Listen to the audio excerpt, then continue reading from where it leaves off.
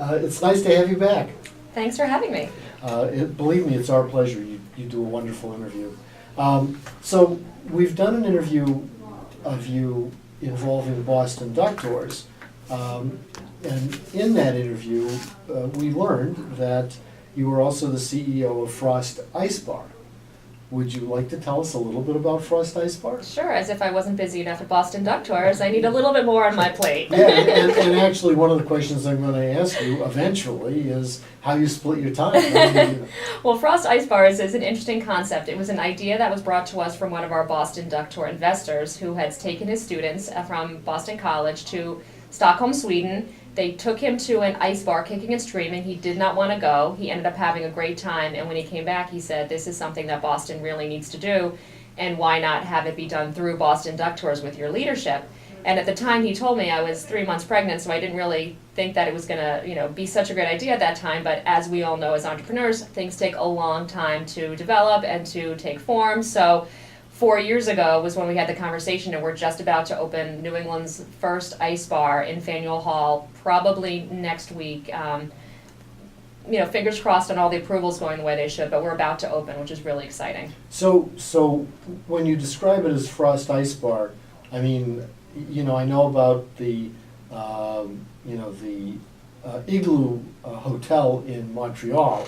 Is this the same kind of thing? It's the same type of thing. It's really interesting because a lot of people don't understand the concept, so it does take some sort of an explanation, kind of like when the Ducks started in '94. We had to explain what a duck tour was. But the ice bar is an indoor, year-round attraction where everything is made of ice. The walls, the furniture, the bar, the glasses.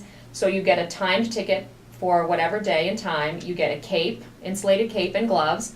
Go through a little transition room for about 60 seconds to cool down your body temperature and not bring all that heat into the ice room. And then the doors open and you walk into this beautiful, basically indoor cave, all made of ice with great music, great lights, beautiful artwork, sculptures, and wonderfully handcrafted cocktails. You're not getting a gin and tonic there. You're going to get really fun drinks that are named and themed after different areas of Boston. And it's really just a multi-sensory experience. You're feeling, you're tasting, you're hearing, you're seeing, and then after about a half an hour, 45 minutes, you've had your drink, you've maybe had two, you've had your photo taken, and then you move on to enjoy the rest of Boston and Faneuil Hall.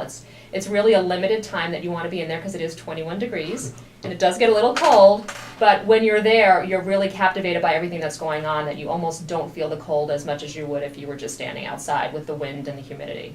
So do you charge by the drink, or do you charge by is there a ticket entrance? There's an admission fee, and then you can buy a drink, alcoholic or non-alcoholic, once you get in. And it's, you're not getting a drink on the rocks because your glass is the ice. So it's a full drink, 5 ounces or so of alcohol with mixers, and again, really creative. We have a great mixologist, Troy Brown, no relation, who has been helping us do it, and the drinks are really kind of special. They're things that you wouldn't get other places. And then after that, you may have a second drink, or you may just, enjoy yours and walk around and check out the art. So did you say the glass